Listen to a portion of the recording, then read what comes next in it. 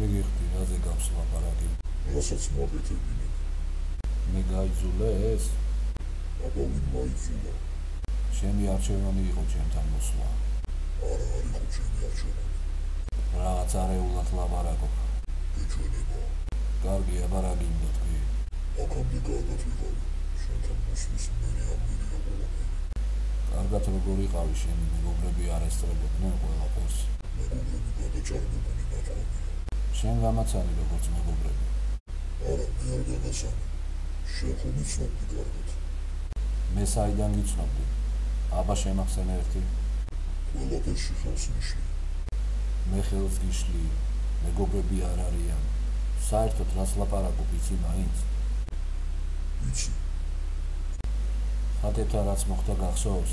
როგორ ახსნი მაგას? ასე უნდა მომხდარიყო. შენ წინასაც ეგრე მომიქეცი.